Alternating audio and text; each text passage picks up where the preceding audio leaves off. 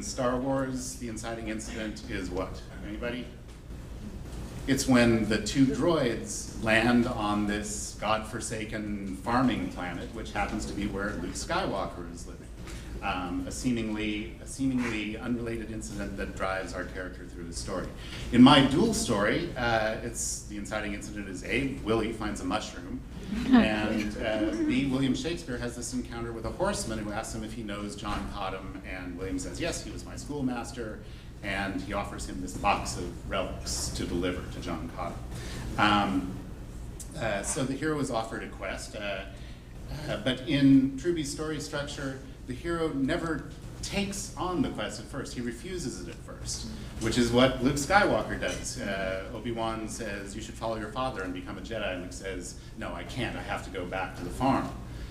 In my book, Willie sees this mushroom and his friend says, hey, I can set up a deal for you. And Willie says, no, I'm not a drug dealer. You know, bad idea.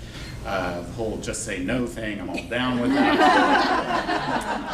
And William Shakespeare also says, no, I can't take this box, I can't deliver it for you, I'm teaching Latin, I'm my family's sole source of sustenance, I have to go back home. But then in Truby's story structure, there's a devastating event that causes the hero to change his mind. In Star Wars, he goes back and finds that his aunt and uncle have been killed and the farm is destroyed. Now he has no reason not to take on the quest. He goes back to Obi-Wan and says, I want to be a Jedi. In my story, Willie goes home after saying no to the mushroom and finds out two things. One, his dad has cut him off from his monthly paychecks for sheer laziness because he won't write his thesis, his master's thesis. And two, there's a DEA raid on some of his friends upstairs in the dorms in Santa Cruz. And they're in prison, and they're going to need money for their defense fund, so he decides to take this mushroom and go sell it. And in my book, William Shakespeare goes home and learns that his family's poverty is in part due to the fact that they are an oppressed, dissident Catholic minority. And they're splitting up a single hen at dinner for the family of 8, and he realizes that this is because of the oppression of Catholics, and he goes back and says, hell yes, I'll take that box.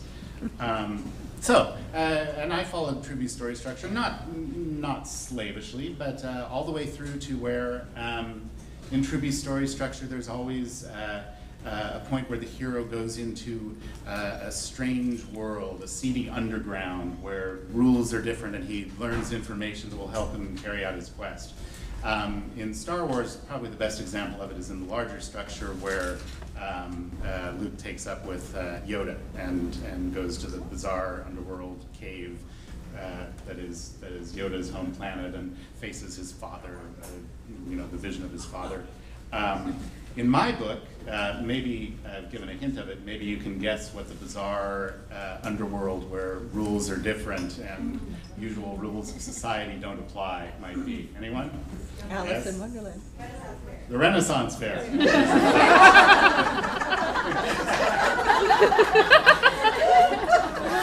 Never been. Yeah. She lies. She was there.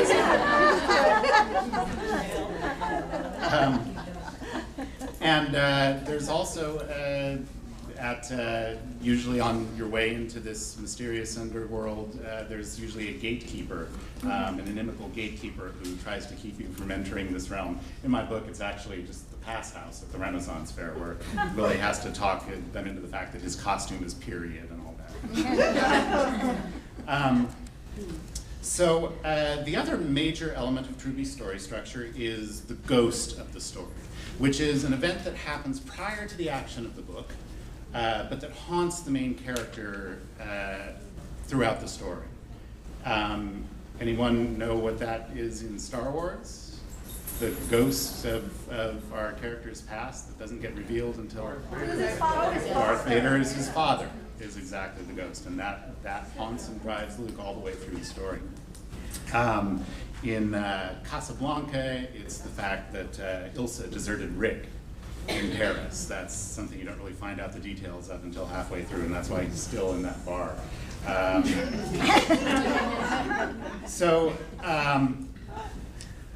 don't want to give too much away for those of you who haven't read the book yet, but are going to as soon as you buy it and go home and read it.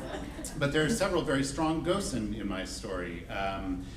In Willie's case, it involves the death of his mother and his relationship with his stepmother that explain why he's the insecure, womanizing layabout that he is at the beginning of this book.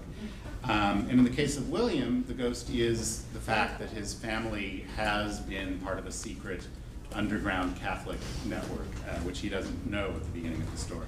And it is, in all of these stories, it's only when that ghost is brought out and revealed and confronted by the hero that he can achieve his quest, which is always both a physical quest and an internal emotional quest. It's Luke coming to terms with the fact that Darth is his father, in addition to destroying the Death Star, or whatever that may be.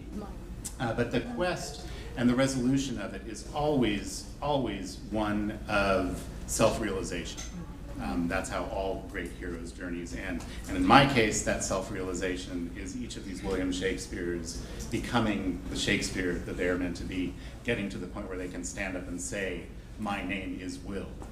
And I'm an alcoholic.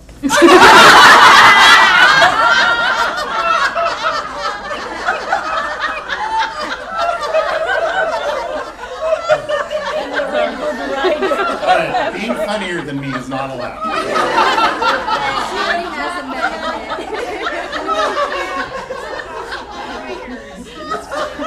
Obviously, the title works on many levels.